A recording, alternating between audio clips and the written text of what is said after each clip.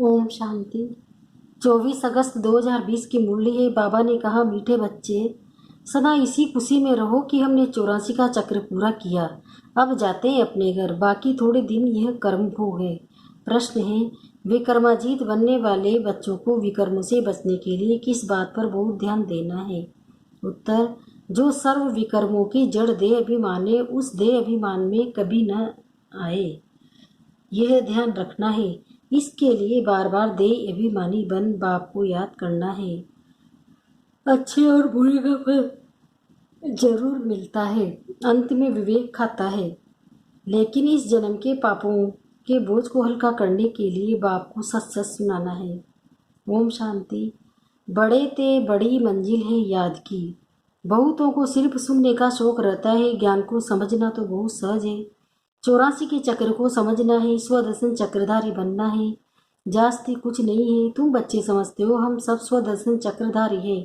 स्वदर्शन चक्र से कोई का गला नहीं काटते हैं, जिससे श्री कृष्ण के लिए दिखाया है। अब ये लक्ष्मी नारायण विष्णु के दो रूप है, क्या उनको स्वदर्शन चक्र है? फिर कृष्ण को चक्र क्यों दिखाते हैं? एक मैगजीन निकालते हैं जिसमें कृष्ण के ऐसे बहुत चित्र दिखाते हैं। बाप तो आकर तुम्हें राजयोग सिखाते हैं, न कि चक्र से असुरों का घात करते हैं। असुर उसको कहा जाता है जिनका आसुरी स्वभाव है, बाकी मनुष्य तो मनुष्य है ना। ऐसे नहीं स्वदर्शन चक्र से बेट सबको मारते हैं। भक्ति मार्ग में क्या क्या चित्र बेट बनाए। रात दिन का फर्क है। तुम बच्चों को इस सृष्टि चक्र और सारे ड्रामा का जानना है, क्योंकि सब एक्टर्स है। वह हद के एक्टर्स तो ड्रामा को जानते।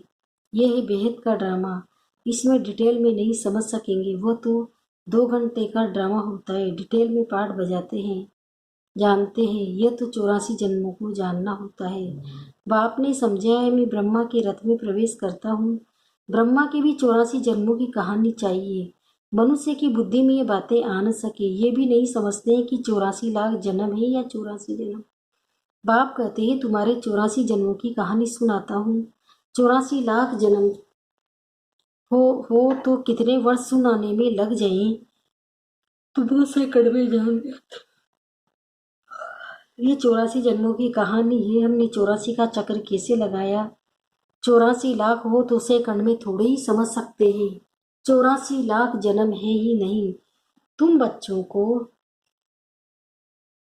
भी खुशी होनी चाहिए, हमारा 84 का चक्र पूरा हुआ। अब हम घर जाते हैं। बाकी थोड़े दिन ये कर्म भोगे विकर्म भस्म हो, कर्मातीत अवस्था कैसे हो जाए, इसके लिए ये युक्ति बताइए। बाकी समझाते इस जन्म में जो कि विकर्म किए हुए हैं वह लिख कर दो तो बोझ हल्का हो जाए।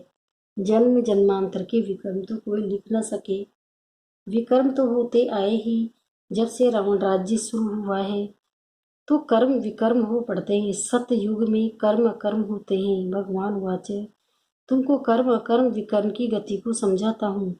विक्रमाजीत का संवत लक्ष्मी नारायण से शुरू होता है। सीढ़ी में बड़ा क्लियर है। शास्त्रों में कोई ये बातें नहीं है।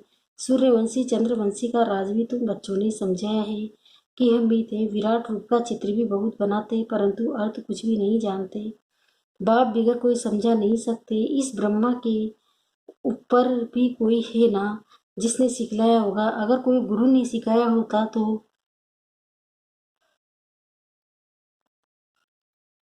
गुरु ने सिखाया होता तो उस गुरु का सिर्फ एक शिष्य तो नहीं हो सकता। बाप कहते हैं, बच्चे, तुम्हें पति से पावन, पावन से पतित बनना ही है। ये भी ड्रामा में नींद है। अनेक बार ये चक्र पास किया है। पास तुम हो ऑलराउंडर पाठधारी। आदि से अंत तक पाठ का कोई का है नहीं। तुमको ही बाप समझाते, फिर तुम ये समझते हो कि दूसरे धर्म वाले फलाने फलाने समय पर आते हैं। तुम्हारा तो ऑलराउंडर पार्ट है। क्रिश्चियन के लिए तो नहीं कहेंगे कि सतयुग में थे, वह तो द्वापर के बीच में आते ही। ये नॉलेज तुम बच्चों को ही बुद्धि में है। किसी को समझा भी सकते हो। दूसरा, कोई सृष्टि के आदि मध्य अंत को नहीं जानते, रचिता को नहीं जानते, तो रचना को कैसे जानेंगे? बाबा ने समझाया, जो राइटिस बातें हैं वो अच्छा पाकर एरोप्लेन से सब जगह गिरानी है। वो पॉइंट्स अथवा टॉपिक से बेट लिखनी चाहिए। बच्चे कहते हैं काम नहीं है। बाबा कहते हैं ये सर्विस तो बहुत है। यहाँ एकांत में बैठ ये काम करो। जो भी बड़ी बड़ी संस्थाएं हैं, गीता पाठशाला आदि है, उन सबको जगाना है, सबको संदेश देना है। ये पुरुषोत्तम संगम युग है। जो समझदार होंगे वो झट समझेंगे, जरूर संगम युग पर ही नई दुनिया की स्थापना और पुरानी दुनिया का विनाश होता है। सतयुग में पुरुषोत्तम मनुष्य होते हैं। यहाँ है आसुरी स्वभाव वाले पतित मनुष्य। ये भी बाबा ने समझाया है। कुंभ का मेला आदि जो लगता है, बहुत मनुष्य जाते हैं स्नान करने। क्यों स्नान करने जाते हैं? पावन होना चाहते हैं। तो जहाँ जहाँ मनुष्य स्नान करने जाते हैं, वहाँ जाकर सर्विस करनी चाहिए। मनुष्य को समझाना चाहिए ये पानी और कोई पतित पावनी नहीं है। तुम्हारे पास चित्र भी है। गीता पाठशालाओं में जाकर ये पर्चे बांटने चाहिए। बच्चे सर्विस मांगते हैं। ये लिखकर ये बैठ कर लिखो। गीता का भगवान परमपिता परमात्मा शिव है, न कि श्री कृष्ण। फिर उनकी बायोग्राफी की महिमा लिखो। शिव बाबा की बायोग्राफी लिखो। फिर आप ही वह जज करेंगे। ये पॉइंट्स भी लिखनी है कि पतित पावन कौन है। फिर शिव और शंकर का भेद भी दिखाना है। शिव अलग है, शंकर अलग है, ये भी बाबा ने समझाया है। कल्प 5,000 वर्ष का है। मनुष्य 84 जन्म लेते हैं, न कि 84 लाख। ये मुख्य मुख्य बातें 60 में लिखनी चाहिए। जो रहे प्रेम से भी गिरा सकते हैं, समझा भी सकते हैं। ये कैसे गोला है, इसमें क्लियर है। फलाने फलाने धर्म फलाने फलाने समय पर स्थापन होते हैं। तो ये गोला भी होना चाहिए। इसलिए मुख्य 12 चित्रों के कैलेंडर्स भी छपवा सकते हो, जिसमें सारा ज्ञान आ जाता है और सर्विस सहज हो सके। ये चित्र बिल्कुल जरूरी है। कौन से चित्र बनाने हैं, क्या क्या पॉइंट्स लिखनी चाहिए, ये वेट लिखो। तुम गुप्त वेश में इस पुरानी दुनिया का परिवर्तन कर रहे हो। अननोन वॉरियर्स हो, तुमको कोई नहीं जानते। बाबा भी गुप्त, नॉलेज भी गुप्त। इनका कोई शास्त्र आदि बनता नहीं। और धर्म स्थापक के बाइबिल आदि छपते हैं, जो पढ़ते आते हैं।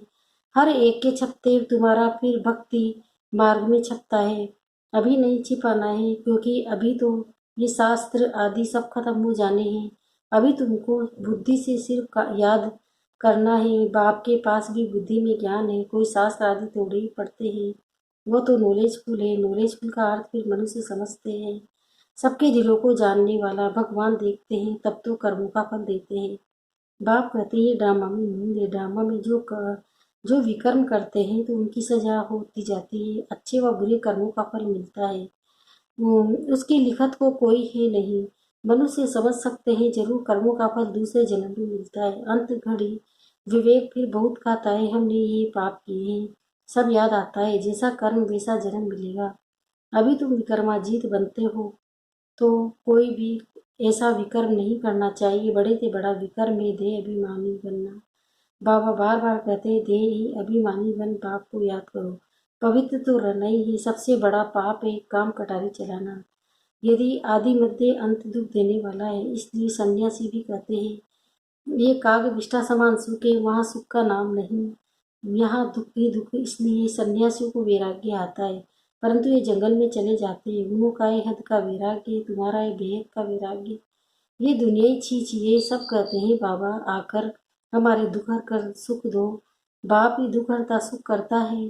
तुम बच्चों की समझाते हो कि नई दुनिया में इन देवताओं का राज्य था, वहाँ किसी भी प्रकार का दुख नहीं था।